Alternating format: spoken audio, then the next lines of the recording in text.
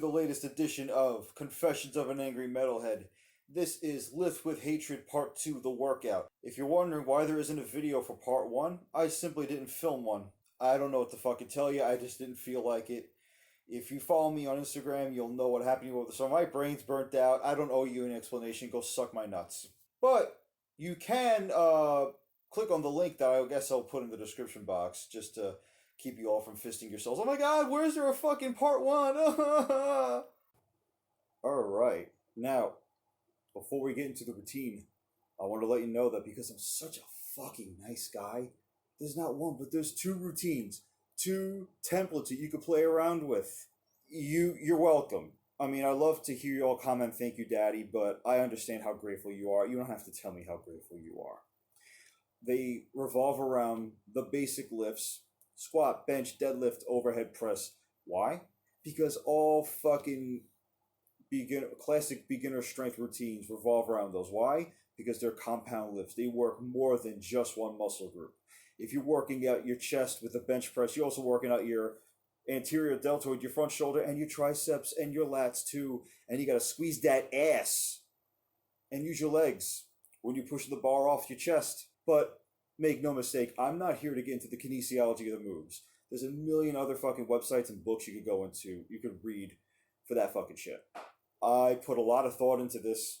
I've read books from Mark Ripito of Starting Strength, Stuart McRoberts Brawn, 531 books from Jim Wendler.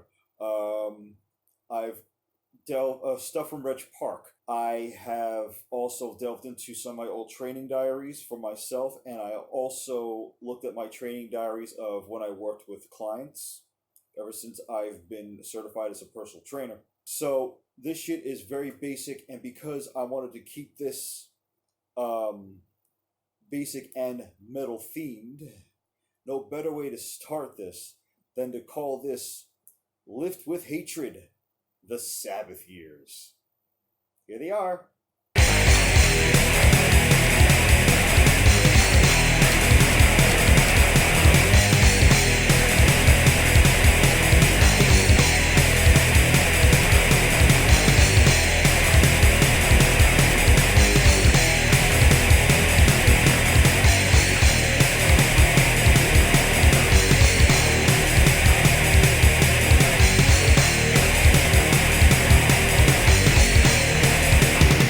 This shit is beyond GED simple. It's basic and primitive, just like the first few Black Sabbath records were. I'm thinking the first three. Brutal, yet totally effective.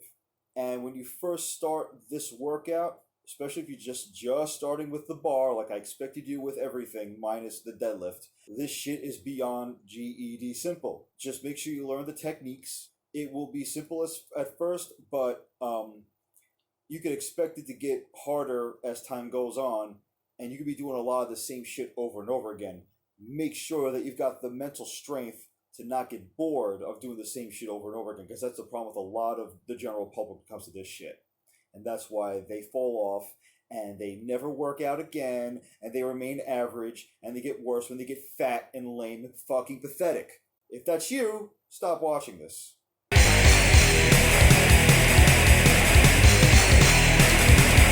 The sets and reps all vary depending on the template. For template A, I wanted you to be able to get in more sets for the sake of more stimulation, especially when you're starting out. The body requires more stimulation, and in a lot of proven strength routines, whether it be Reg Park 5x5 or even Starting Strength, the recommended, or even Strongless for that matter, the recommended working sets are or sets in general, or more than 3. Just because some fucking doctor prescribed 3 sets of everything back in the 30s doesn't mean you have to do it. That's why I put 4 sets, but you could do 5 if you want, you could do 6. Play around with this shit. Figure out what fucking works for you. More sets equals more volume, and when you're trying to get strong, the more volume the better. I also suggested a set of 20 for squats based on the 20 rep squat routine, which I first learned about in Brawn.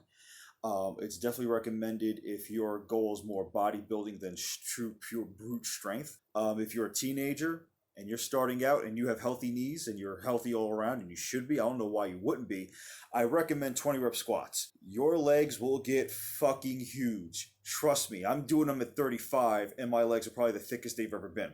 Temple B is more of a size and strength approach.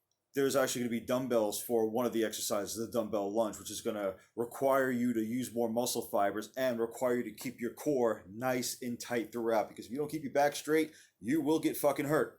That's also why there's more reps here. Instead of 4 to 6 reps like in template A, you're doing up to 15 reps, 3 sets of 15. That's more of a size thing. In this case, it's actually muscle endurance.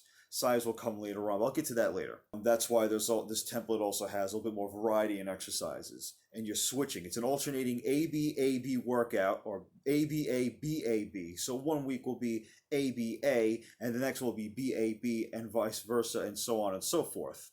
And it's going to give you an extra day to say, one day you're doing the big movements, and the next day you're doing the not so intense movements. So it gives you an extra day to say recover from the big movements, especially since on day 1 you're squatting, benching, and deadlifting.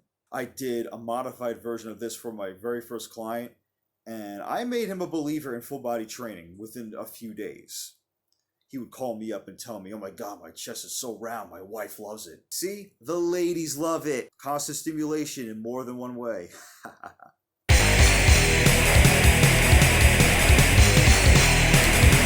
Duration. Template A is a 3-month cycle to be done 3 times a week, like most strength routines would have. Both of these routines call for a linear progression, meaning you're increasing the poundage little by little every week. It's kind of like what everyone dreams about with the stock market, but this is more realistic than the stock market, because the stock market's going like this now. So make sure you increase the poundage accordingly. I'd say increase the lower body poundages by 10 pounds for the squat and the deadlift, or 20 pounds depending on how strong you're feeling. And you're going to increase the upper body poundages by 5 pounds or even 2.5. And I suggest if your gym has fractional plates, like 1.25 pounds like my gym does, I suggest putting those to use too if you have to. I also recommend for both both templates, start off the deadlift at 95 pounds, especially if you have bumper plates like my gym does. It gives you a chance to start learning the deadlift at the proper point. For template B, the poundages are the same. Difference here is that it's a 3-week program and it's just phase 1. Each phase will see a decrease in reps until we get to phase 4, in which you'll see an increase in the sets to make up for the decrease in reps and to add more volume, because that's the strength phase. Something similar to what I did when I was in my mid-20s and starting to gain size for the first time. If you like that idea, let me know and I'll write up 3 more phases for you. I actually got this idea from an article I saw by Sean Waxman of PureStrength.com in an old muscle and performance magazine I can no longer seem to find.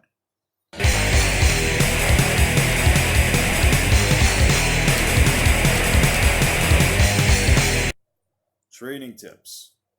You'll notice that both templates begin with the back extension. And a lot of you are going to ask, "But Angry Metalhead, why can't I just do it as an accessory move like everybody else does? Do it after the big lifts. That way I stay fresh for the big lifts." Simple. Because we're not training to be like everyone else, you fucking asshole. And if you think we are, then shut this fucking shit off now and go fist yourself to something else. Not only that, but because as I learned, especially from reading up on Reg Park's 5x5 routine, training the lower back while it's fresh loosens it up and strengthens it, and that prepares you for the bigger stuff. Everyone forgets that core training is not just your fucking abs, it's also your lower back and your transverse abdominis and your obliques. A strong lower back is what makes for a stronger squat and deadlift. Trust me on that one, girls. But hey, what the fuck do I know? I was only able to squat 380 pounds without the help of my Inzer Forever belt for a reason, right? I suggest starting with just your body to get used to it. And then if you want, add a mini resistance band if you got one for your warm-ups, like I recommended in part 1 of the article anyway. Add that for tension. And then after that, a week of doing that, add weight 5 pounds at a time. Or if you have small incremental weights or dumbbells like I have in my gym, do that so that way it stays linear and you don't stagnate anytime soon. So in other words, if you have a 5 pound, if you start off with 5 pounds and you have incremental weights, go to a 7.5 pound dumbbell instead of going straight to 10. Make sense? And if you're pressed for time, instead of doing the weights, because after a while it's going to take forever to recover from all those sets, use the mini resistance band. Instead of doing 3 sets of 10, just do 3 sets of 20 extra sets, and the feeling will be the same, and you'll still get a sick back pump. One more thing, guys, make sure that you adjust yourself before you perform this move. Take it from me, there's no feeling more annoying than that of crushing your fucking nuts because you didn't fix yourself up on the station. Your woman or your man or whatever you're fucking at night needs you to have healthy nuts, guys. Something to think about. Hip drive. Now, did you really think that squats and deadlifts depended on just how strong your legs were? Fuck no.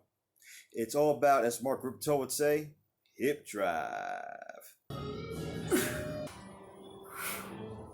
All hip hinge moves, like the squat, deadlift, back extension, other exercises I might have not mentioned in this program, so they're not really important right now, they all require the hips to start and finish the move. Strong hips make for big numbers. Strong hips also carry over to other aspects of your private life. Guys, want to be an absolute fuck machine with your wife, your fucking girlfriend, baby mama, one night stand, play partner, etc.? Use those fucking hips. Ladies, want to be an absolute fuck machine with your fucking husband, boyfriend, baby daddy, a one night stand, play partner, etc.?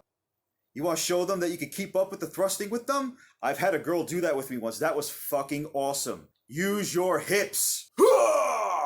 I saved the best for last because I wanted to send a clear message to all of you reading this. This is something I addressed on 2 separate occasions, most recently being Lift with Hatred Part 1, which included not just a warm-up, but things you did not need to work out.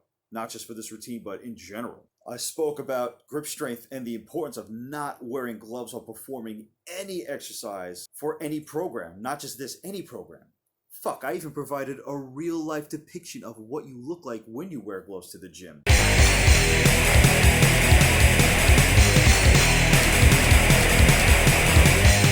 Gloves do provide protection, but it's still lamer than wearing a fucking rubber.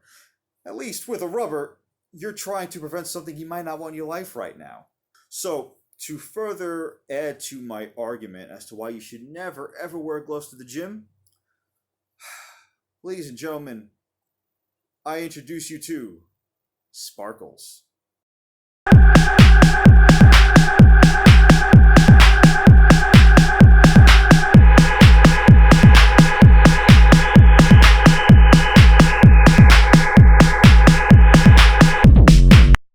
You see that shit? He's got a great ass though, doesn't he? Sparkles is a cross-dressing manicurist who's already had 2 gender reassignments because he's just so fucking confused. He's great at bedazzling your nails and other things too. And as I said, his ass looks really fucking round in a fucking dress. And as you can see in the picture, he loves to hold people's mixed race newborn babies. Wanna know what Sparkles can't do? He can't fucking deadlift for shit. Why? And it's not from the lack of testosterone in his body from all those injections he had. It's because he wears gloves to the gym. So we're going to go over the difference between when a real lifter lifts without gloves and what happens when Sparkles tries to pull a measly 145 pounds. Let's take a look, huh? Hey, everybody, ready to see Sparkles prove he could deadlift without gloves? Let's see, baby. Now here's a clusterfuck for you. Here's Sparkles taking on the challenge of deadlifting without gloves after wearing bitch gloves all the time. Look at him in that little walk of his. Yeah, you too, bud. This is, he got the wrong kind of protein intake, let's just put it that way. Oh, look at that. Oh my god. Oh, fucking grip. Yeah, fucking grip, right? And that, ladies and gentlemen, is what happens when you work out with gloves all the time. And that is my vision of you. Yes, you. Every time I see you wearing gloves to the gym, I see fucking Sparkles. I see a guy with absolutely no fucking desire to be stronger than he or she even knows. I see someone with no desire to be anything other than fucking average. I don't give a fuck how much muscle you have on you. I didn't pull more than double my body weight because I wore gloves. Don't be average. Don't be Sparkles.